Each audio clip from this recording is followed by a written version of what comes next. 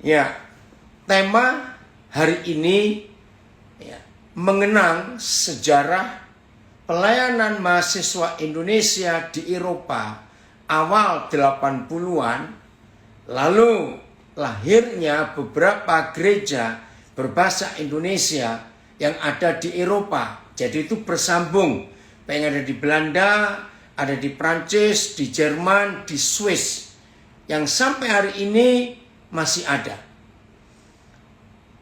Sebelum saya kenal Dr. Adi Sutanto, Saudara, Roh Kudus memberi saya beban di akhir tahun 70-an, 78, 79. Tiba-tiba Tuhan ingatkan tentang sejarah penginjilan dunia sampai ke Indonesia.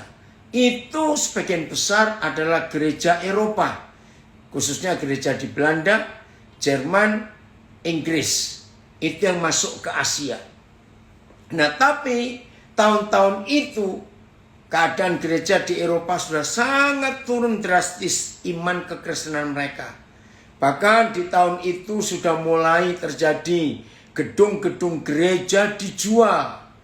Ya, jadi masjid, jadi vihara, jadi hotel, jadi museum, jadi tempat pameran, jadi rumah makan, dan banyak alih fungsi yang lain.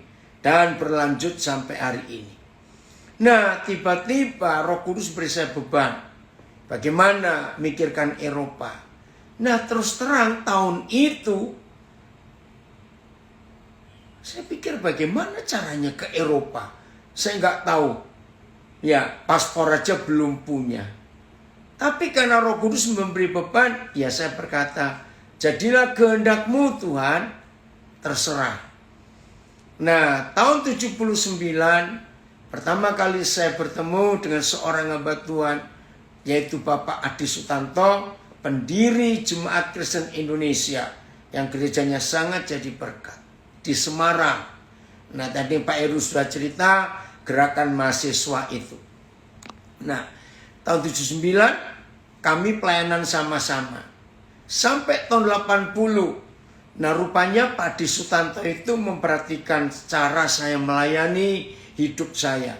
Ya, mudah-mudahan Pak Adi Sutanto ada juga. Kalau tidak ada, tolong yang kenal hamba Tuhan hebat ini sampaikan rasa hormat dan hutang saya kepada hamba Tuhan Pak Adi Sutanto. Karena kalau bukan Tuhan memakai Pak Adi Sutanto, maka saya tidak punya pelayanan ke mancanegara sampai hari ini, seperti doa hamba Tuhan hebat misionaris Indonesia pertama ke suku Indian yang ada di Brasil bagian utara, Pak Samuel Hatu. Terima kasih Pak Sam untuk doa yang luar biasa. Salam buat ibu, salam buat istri, salam buat anak-anak. Nah, terima kasih banyak. Ya, akhirnya saudara, Pak Adi Sutanto memutuskan untuk mengajak saya melihat mahasiswa Indonesia yang sedang alami kegerakan besar di Eropa dan di Amerika. Wah, saya sangat bersyukur.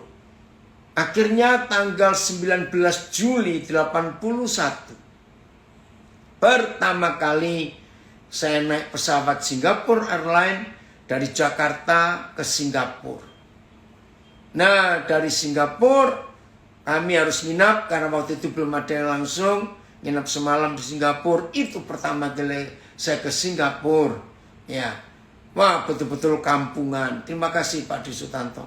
Dari Singapura kami langsung terbang ke Los Angeles. Pertama kali saya ke Amerika. Terima kasih Tuhan. Nah, di sana Pak Adi membawa saya ke Los Angeles, ke Fresno, dan ke San Francisco. Bertemu dengan orang-orang hebat. Jimmy Untoro, Billy Sindoro, Edi Sindoro, Paul Tan, ya, dan banyak lagi anak-anak muda yang militan dari Indonesia, Fendi Utomo, banyak lagi. Wah, saya melihat kegerakan mereka, persekutuan mereka. Mereka dibiayai orang tuanya untuk kuliah di Amerika, tapi dengan semangat Injil yang luar biasa, mereka menyelamatkan banyak mahasiswa Indonesia di Amerika. Wah, saya begitu berapi-api melihat mereka.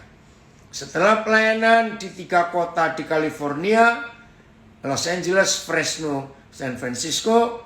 Maka Pak Adi mengajak saya ke London. Pertama kali saya ke London, wah saya bersyukur dapat kesempatan.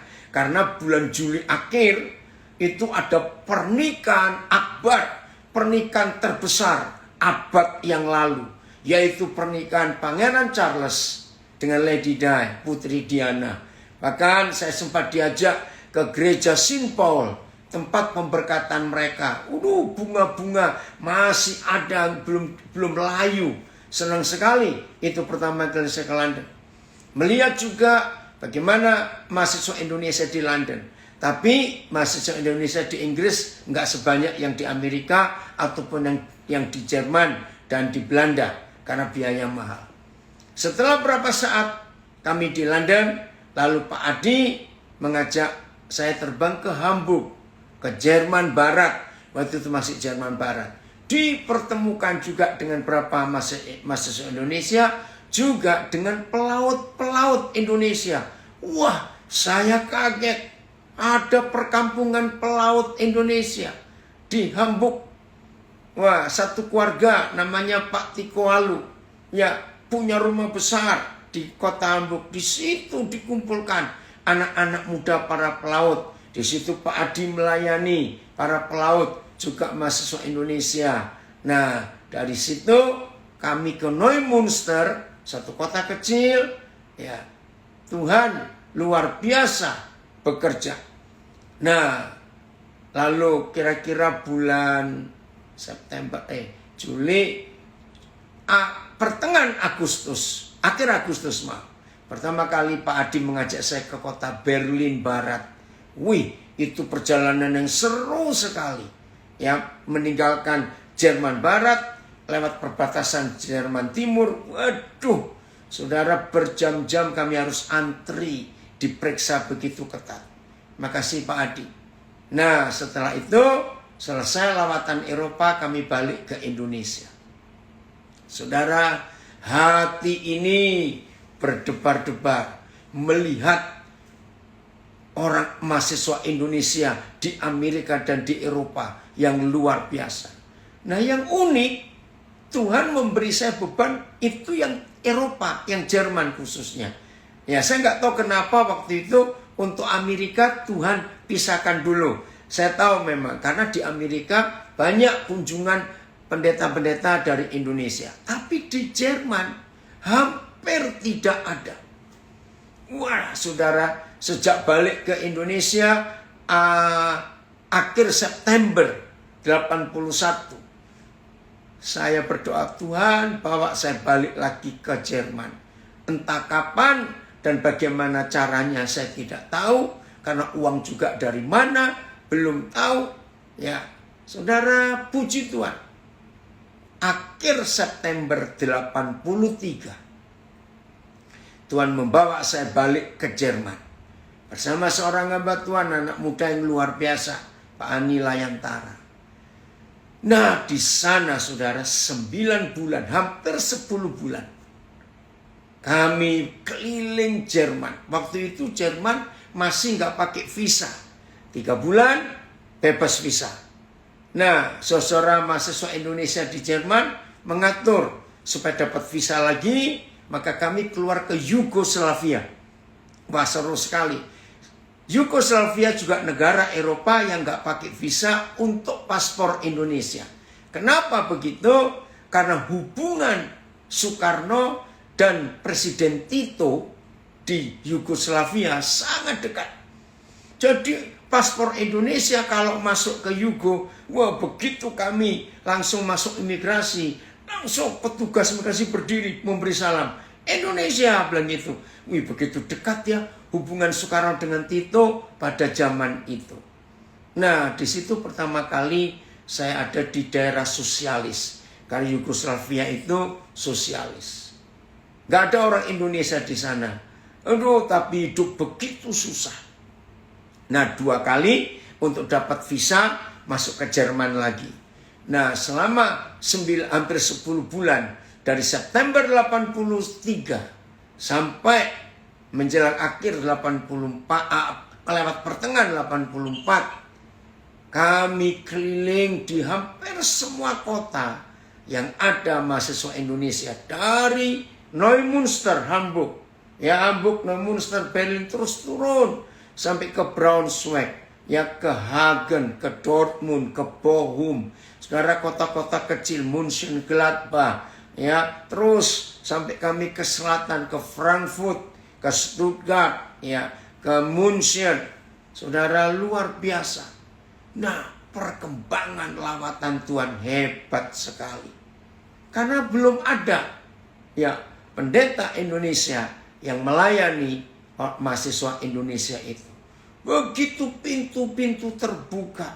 Bilang, Tuhan, Engkau luar biasa. Nah, kami balik ke Indonesia. Ya, lewat pertengahan 84. Berdoa lagi. Bersyukur bersama dengan saudara pelayanan bersama yang ada di Jalan Pergaulan Bunder 24. Saudara, maka sejak itu oleh kemurahan Tuhan, rutin setahun bisa 3-4 kali saya ke Jerman. Dan selalu ngajak hamba-hamba Tuhan yang lain untuk pelayanan ke sana. Ya, diantaranya Pak Martin Tumanseri, almarhum Pak Andreas Supii, ya Nathanael Chan almarhum juga. Lalu Johan Kristianto, ya saya lupa banyak lagi, Nehemia Soeharto, ya berapa orang saya ajak untuk pelayanan ke Eropa supaya nanti bisa melihat perkembangan. Nah, lahirlah persekutuan pesan doa di semua kota di Jerman yang ada mahasiswa Indonesia, dan hubungan kami begitu manis, akrab. Setiap tahun pasti ada retreat besar se-Eropa setiap tahun. Nah, di situ Petrus Agung almarhum juga datang, ya Pak Petrus Hadi yang dulu masih di Tegal juga hadir, Pak Bambang Budianto, Om Damaris, pernah Pak Niko sekali, dan banyak lagi. Aduh, saya harus ingat-ingat lagi nama-nama yang pernah ke sana. Kegerakan terjadi, saudara, di antara mahasiswa Indonesia itu.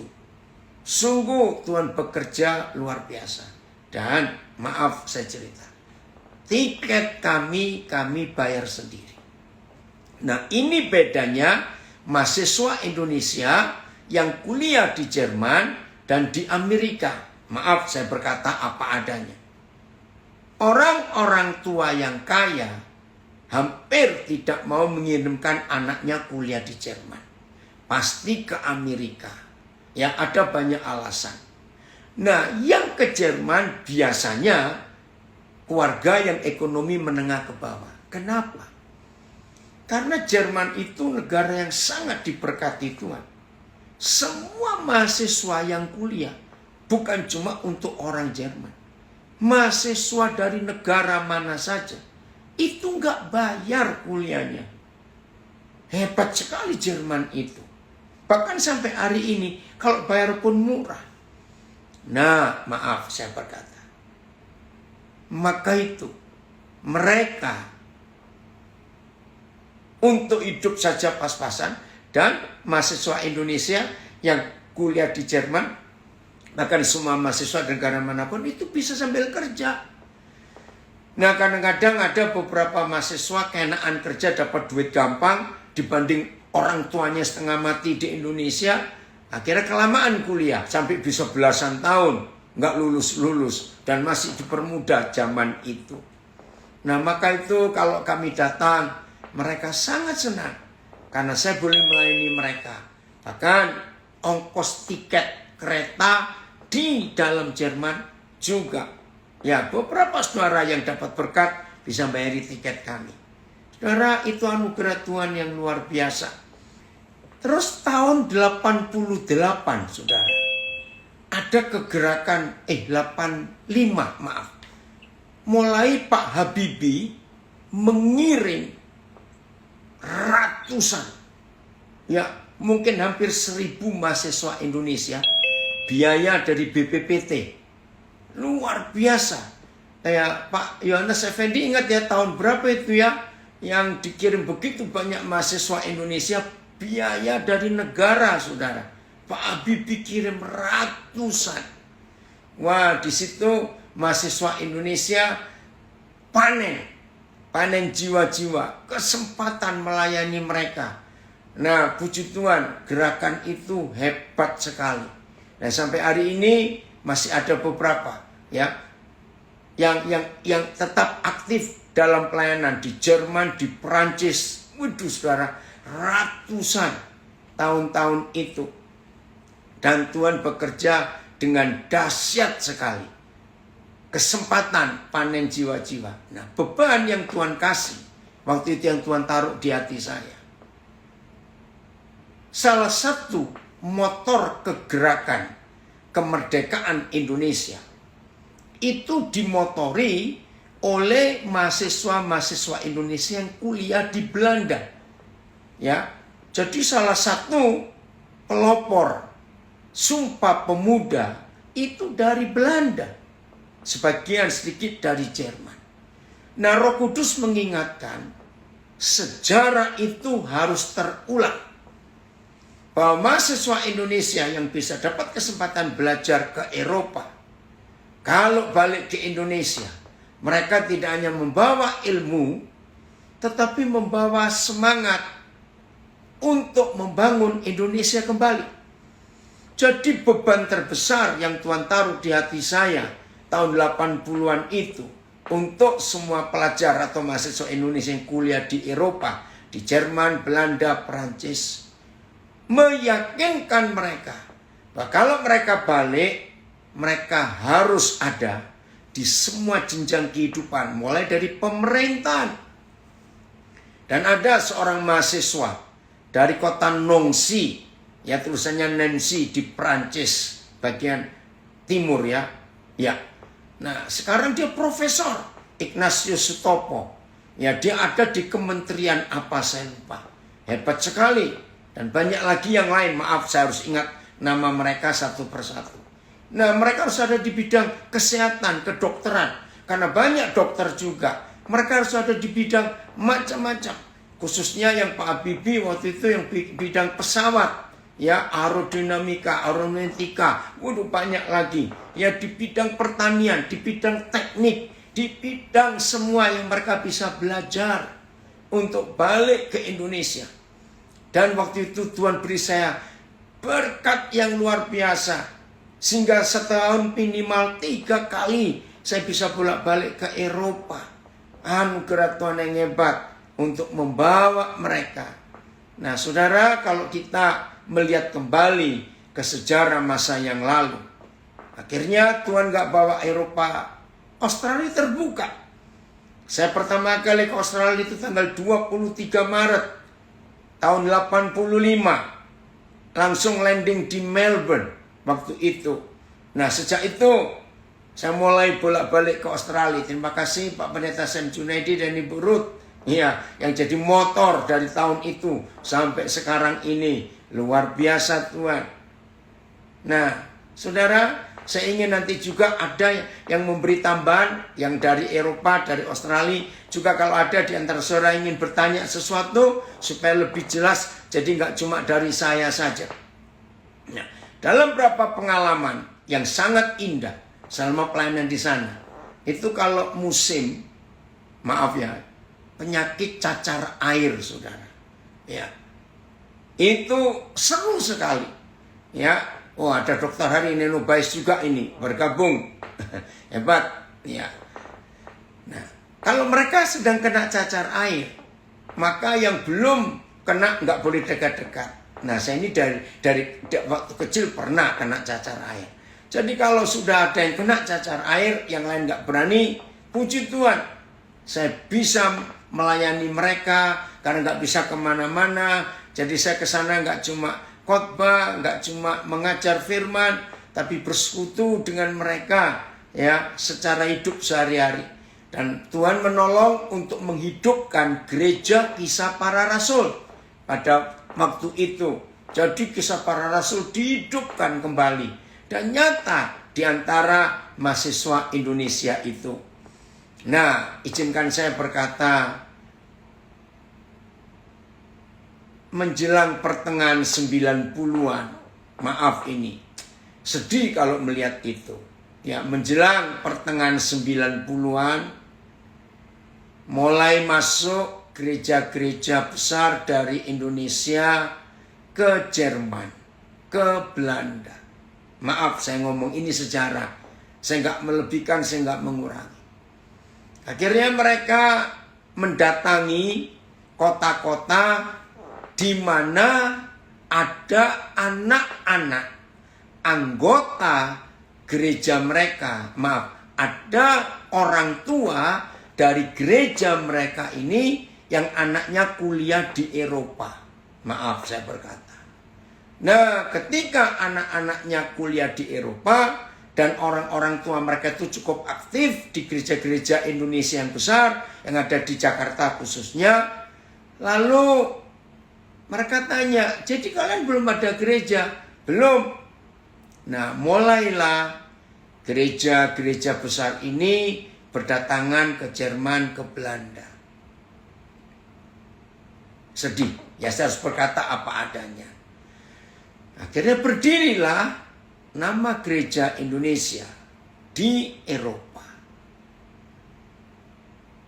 Ya karena membawa nama organisasi atau nama sinode, maka keakraban kami yang tadinya enggak tergabung di merek-merek tertentu, kami hanya menyebut diri Persekutuan Doa Mahasiswa Indonesia di Eropa, akhirnya terpecah-pecah sampai hari ini. Jadi hubungan kami nggak bisa seakrab yang dulu, karena sudah dimiliki oleh kelompok-kelompok tertentu. Nah itu fakta. Nah tapi puji Tuhan, Tuhan tetap bergerak, Tuhan tetap bekerja, Roh Kudus tetap berkarya dengan cara yang luar biasa. Itulah cara Tuhan memberkati pelayanan di Eropa. Ya, mendengar kesaksian dari Bu Gledis tadi menyedihkan karena gereja hampir tidak pernah menyiapkan tenaga medis dan tenaga pendidik. Ya, maka itu gereja sibuk hanya dengan urusan rohani saja. Tapi masukan bagus sekali dari Bu Gledis tadi. Tolong disampaikan untuk gereja-gereja yang mendengar bahwa Australia membuka kesempatan beasiswa ya di banyak bidang. Ayo kita isi itu. Baik. Oke, kita sambil nunggu yang lainnya. Saudara, kenapa Pak Heru ya selalu mikirkan soal sejarah? Karena Tuhan kita itu bergerak di dalam sejarah. Saya nggak tahu Pak Heru masih ingat nggak November 85 kita di Musi nomor 38 Jalan Musi Surabaya. Tiba-tiba kami belajar 1 bulan penuh. Ya tidak pelayanan tapi tiap hari ketemu untuk belajar. Nah saya lupa di minggu ketiga tapi tanggalnya. Tiba-tiba Roh Kudus inginkan saya mencari fakta sejarah. Mengapa bahasa Inggris jadi bahasa internasional? Saya geli juga mendengar itu. Nah, ya kalau bahasa Inggris ya sudah dipilih jadi bahasa internasional. Ternyata ada sejarah yang Tuhan inginkan dunia mengerti. Coba saudara renungkan. Apa jadinya kalau suatu kehidupan tidak kenal sejarahnya? Apa yang terjadi pada suatu bangsa, suatu suku, suatu daerah yang tidak kenal sejarahnya? Orang yang tidak kenal sejarah, kehidupannya, keluarganya, maka orang itu tidak punya identitas. Maka itu iblis paling suka merusak sejarah dan diubah. Ternyata sejarah itu dalam bahasa Inggrisnya history. Nah, di dalam linguistik bahasa Inggris history itu terdiri dari 3 kata. His, huruf besar.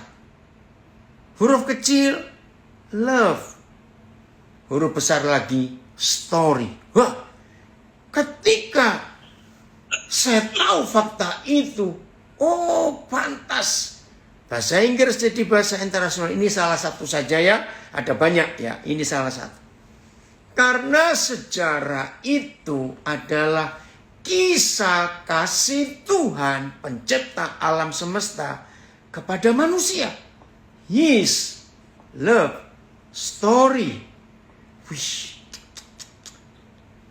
ini yang luar biasa. Betapa kagumnya saya tentang bahasa Inggris, histori, sejarah itu. Nah, Alkitab itu salah satu keakuratannya, salah satu adalah fakta sejarah. Saudara, para arkeolog ini sudah terbukti di dunia. Para arkeolog, ya arkeologi, salah satu rujukan kalau mereka tidak menemukan literatur di mana saja untuk fakta ya sejarah apa, saudara cari di jurnal. Hebat Tuhan kita. Maka di dalam kalangan arkeolog ya sampai juga antropolog, mereka ada perkataan, ayo kita lihat the Bible, cari kata-kata itu. Dan ini salah satu kehebatan fakta sejarah. Ya walaupun tidak banyak, tapi di atas 10 hal saja sudah cukup membuktikan bahwa kalau ada arkeolog menemukan sesuatu tapi mencari perbandingannya, maka mereka larinya ke Alkitab. Dan itu sungguh luar biasa. Nah, maka itu dalam sains ya ada jurnal.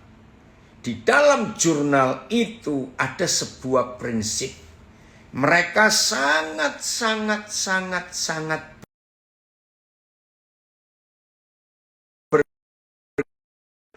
tulisan itu yang mereka cari.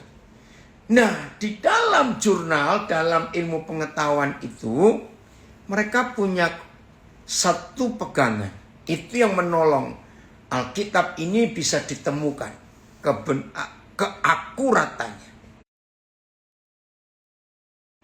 Mereka berkata begini, pokoknya tulisan, ya, pokoknya tulisan, literatur. Nah, ketika kita, kata mereka para arkeolog, antropolog, dan ahli-ahli sejarah, mereka berkata, kalau kita menemukan sebuah tulisan, maka kita tidak boleh memperdebatkan ini tulisan siapa, agama apa, tidak boleh. Pokoknya literatur. Ya, pokoknya literatur. Bahkan mereka berkata, seandainya yang kita temukan itu tulisannya setan, maka kita tidak boleh mengucilkan atau memisahkan. Jangan, ini tulisan setan. Tidak. Pokoknya tulisan. Waktu saya mendapatkan fakta saintis seperti itu, kita bersyukur kepada Tuhan. Mari kita buka ayat ini. 2 Timotius 3 ayat 16. 2 Timotius 3 ayat 16. Ini saya tanya anak saya Filipus, bisa tayangkan Alkitabnya enggak? 2 Timotius 3 ayat 16. Dikunci tapi. Oh, dikunci. Oke, Heru bisa nayangkan? Oh, itu sudah dibuka itu. Ya. Kita lihat 2 Timotius 3:16. Hebat sekali. Terima kasih Tuhan, ada kebenaran ini. Ya, 3 ayat 16. 3 ya. Saudara perhatikan. Berapa terjemahan boleh, kalau ada bahasa Inggrisnya juga. 2 Timotius 3 ayat 16. Segala tulisan, segala, ya, semua kitab suci yang dinapasi oleh Tuhan, ayatnya, Ya, TL-nya. Adapun tiap-tiap kitab yang diwahyukan Tuhan, BES-nya. Semua yang tertulis dalam Alkitab. Oke, saya baca terjemahan barunya. TSI-nya. Seluruh kitab suci ditulis sesuai dengan perkataan Tuhan sendiri. Nah, terjemahan barunya. Segala tulisan yang diilhamkan Tuhan. Saudara, setiap orang yang menulis pasti ada ilham, ada pengaruh, ya ada. Kemarin malam saya ngikuti satu legenda di Indonesia, Bapak Putu Wijaya. Semalam saya ngikuti di TV. Wah, Putu Wijaya adalah seorang penulis hebat di Indonesia yang dijuluki menulis tidak pernah titik. Dan memang hebat Pak Putu Wijaya, saudara bisa cari di Google. Tadi malam saya ngikuti bagaimana pengaruh ibunya untuk dia nulis. Nah, semua orang yang nulis apa saja, maaf, yang jorok sekalipun, nulis pokoknya, itu pasti dapat ilham. Karl Marx menulis Das Kapital. Lahirlah faham komunisme, Das Kapital dalam bahasa Jerman. Nah, kalau saudara membaca tulisan Karl Marx itu, dari mana dia punya ilham nulis buku itu? Ternyata Karl Marx tidak pernah menulis anti Tuhan, tidak. Justru komunis itu ilhamnya dari Kisah Para Rasul pasal 2 dan pasal 4. Wih, dari mana saya tahu? Waktu saya lama di Jerman, ya, saudara, maka kalau siang kan mahasiswa pada kuliah semua, maka saya ke bibliotek, ke kampus, ke perpustakaan. Nah, di situ saya ketemu, saya lupa judul bukunya. Siapa Karl Marx? Ternyata Karl Marx ini mahasiswa teologi dari Gereja Katolik waktu itu. Dan dia kecewa dengan Gereja Katolik. Bentar, saya mau baca the message. Makasih, Edwin. Every part of scriptures. Ya, wah, luar biasa. Ya, semua bagian dari Alkitab. Sebentar, saya harus perhatikan ini. Every part of scripture is God breathed. Nafas Tuhan. Ya, dan and useful. Nah, dan sangat berguna. Makasih, Erwin. Untuk itu, ya. Nah, jadi Karl Marx itu dapat ide faham komunis itu dari ilham Kisah Rasul 2 dan Kisah Rasul 4. Tolong dicatat yang belum pernah tahu. Cuma saya nyesal. Kok saya lupa judul buku itu, ya. Saudara, kata komunisme itu akar katanya komuni. Nah, orang Katolik pasti tahu komuni. Ya, bahasa Inggrisnya communion. Dan jadilah Holy Communion, perjamuan kudus. Nah, waktu itu Karl Marx membaca Kisah Rasul 2, Kisah Rasul 4. Waktu itu Eropa lagi miskin, perang gak habis-habis. Nah, membaca Kisah Rasul 2 dan Kisah Rasul 4, Karl Marx itu berseru kepada gereja, ya khususnya Roma, maaf saya berkata, berteriak, hei para pemimpin, berkomunilah kamu dengan rakyat, jangan cuma duduk di takhta-takhta emasmu itu. Wih, saya kaget. Jadi faham komunisme itu sangat alkitabiah. Karena dari Kisah Rasul 2 dan Kisah Rasul 4. Syok saya membaca itu. Hah? Berkomunilah kamu. Yesus saja mau meninggalkan takhtanya dan berkomuni menjadi satu dengan manusia. Das Kapital. Terima kasih Edwin, betul. Kenapa kamu gak mau bersekutu dengan rakyat biasa? Maka itu di dalam Kisah Rasul 2, Kisah Rasul 4 ada kebersamaan, semua dimiliki bersama. Nah, penerusnya salah satunya William Engels, lalu Mussolini, ya siapa lagi? Nah itu mulai nyelewengkan, yang kecewa dengan gereja. Nah saya tidak tahu saudara pernah nulis tentang apa dan pasti dapat ilham dari siapa. Berapa banyak penulis dapat faham dari mimpinya, terserah. Ya, penulis yang hebat Anandya Antatur ya, itu waktu di Pulau Buru dia menulis banyak buku yang masih digunakan dan dipercaya oleh semua orang sampai hari ini. Nah, inilah firman Tuhan. Segala tulisan yang diilhamkan oleh Tuhan sangat berguna untuk 4 hal. Nah, saya tidak membacakan itu. Nah, saudara, Alkitab ini adalah tulisan yang diilhamkan oleh Tuhan.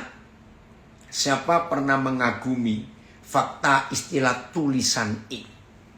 Saudara, semua negara di dunia bisa eksis sampai hari ini, bisa ada sampai hari ini. Indonesia tahun ini akan mensyukuri 77 tahun kita merdeka.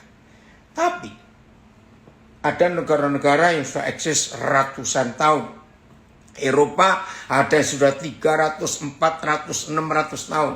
Amerika baru 200 sekian puluh tahun. Pernah nggak saudara mengetahui apa yang menyebabkan negara-negara itu eksis nyata sampai hari ini?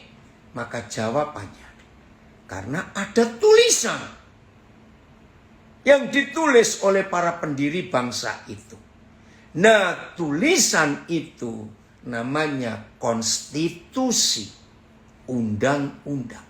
Itu buatan manusia. Dan undang-undang buatan manusia itu bisa tetap eksis sampai hari ini. Padahal yang nulis sudah lama meninggal. Bahkan kita nggak tahu aslinya ada di mana. Maka itu tidak perlu kita bingung tentang siapa penulis Alkitab. Nggak perlu. Yang penting segala tulisan itu masih bisa dipakai sampai hari ini. Dan siapa saja mengikuti, maka bisa berhasil. Nah, begitu pula kalau saudara kuliah, lulus S1, lulus S2, lulus S3, dan saudara bisa punya gelar profesor, itu semua kan karena buku. Nah, waktu saudara kuliah, diwajibkan baca buku ini, baca buku itu, saudara kan nggak perlu kenal siapa penulisnya. Kebanyakan yang nulis sudah pada meninggal, itu tinggal buku saja. Dan nggak perlu tahu aslinya di mana, nggak perlu tahu. Yang penting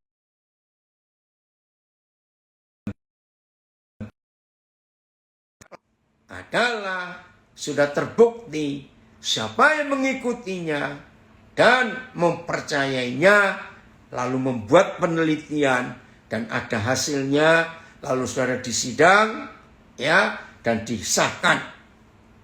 Jadi nggak perlu kenal siapa penulisnya, nggak perlu tahu aslinya di mana, nggak perlu tahu, cukup salinannya saja.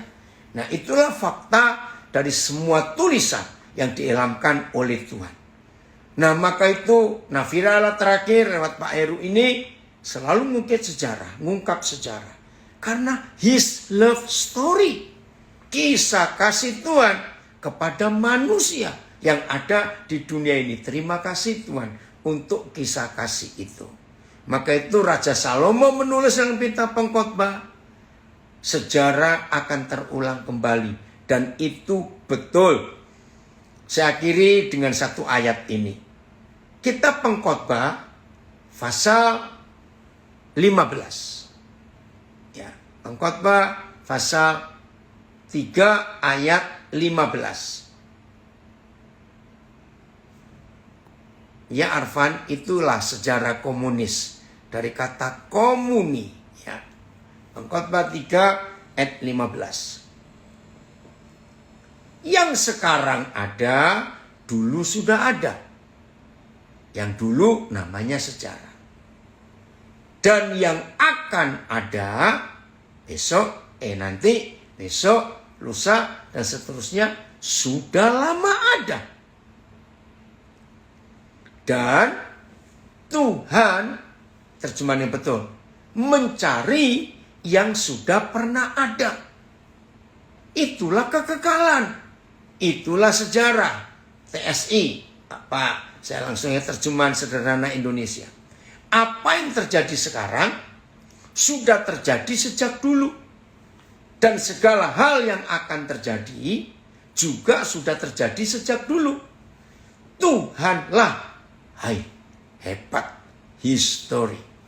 Tuhanlah yang menentukan begitu. Supaya apa yang sudah terjadi akan berulang kembali. Maka itu mengapa dunia punya perkataan, history will repeat itself. Sejarah itu akan mengulangi apa yang sudah pernah terjadi. Dan ini Bapa di sorga. Keren sekali kalau kita melihat apa yang Papa kerjakan dalam hidup kita. Maka itu saudara, hidup kita cuma diminta taat atau nurut kepada Tuhan. Karena kalau kita taat, maka kita akan berjalan di dalam sejarah. Yaitu tulisan Tuhan sendiri untuk hidup kita masing-masing. Maka itu saya sebagai murid Tuhan Yesus, sebagai hamba Tuhan, saya sangat menikmati hidup ini. Karena jalurnya sudah Tuhan buat di dalam kekekalan dan kemuliaan yang luar biasa. Itulah Tuhan kita. Maka kalau kita sepintas sudah mendengar bagaimana sejarah pelayanan mahasiswa Indonesia di Jerman, Prancis, Belanda, ya, itu yang paling pusatnya, intinya, dan sampai lahir berapa gereja Indonesia yang ada di sana sampai hari ini. Puji Tuhan untuk kepercayaan Tuhan yang luar biasa lewat Pak Adi Sutanto kepada saya. Oke, Tuhan memberkati kita semuanya.